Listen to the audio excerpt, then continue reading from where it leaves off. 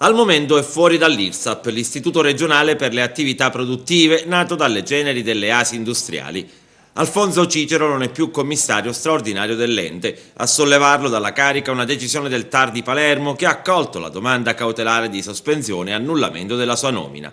A proporlo la Casa Artigiani regionale e provinciale di Agrigento, che hanno affidato il patrocinio a due avvocati non certo scelti a caso: Gaetano Armao, ex assessore della Giunta Lombardo che diede vita all'IRSAP, e Stefano Catuara, ex presidente del Consorzio Industriale di Agrigento, protagonista di un duro scontro anche giudiziario con l'ex assessore Marco Venturi, il padre della riforma delle ASI, e con lo stesso Cicero che gli succedette nella carica.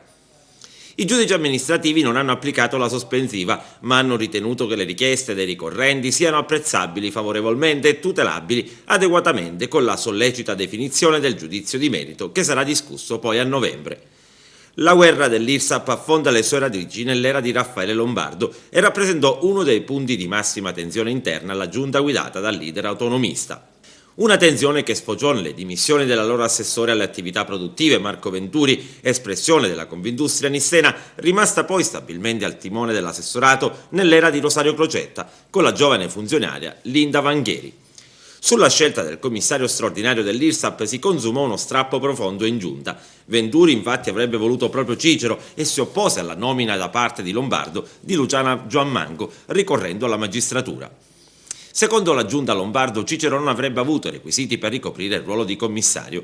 Di diverso avviso evidentemente è stata la giunta Crocetta, che ha scelto proprio Cicero per l'incarico nel dicembre scorso su proposta dell'assessore Vanghieri. Da qui il ricorso presentato da Casa Artigiani, che lamenta anzitutto il mancato insediamento degli organi sociali dell'IRSAP, per il quale si protrae ormai da molti mesi la gestione commissariale. L'ordinanza del TAR segna un punto a sfavore del governo Crocetta e della permanenza di Cicero sulla poltrona di commissario. Al di là di tutto, a 6 mesi dall'istituzione dell'IRSAP e degli organi di governance non c'è ancora traccia.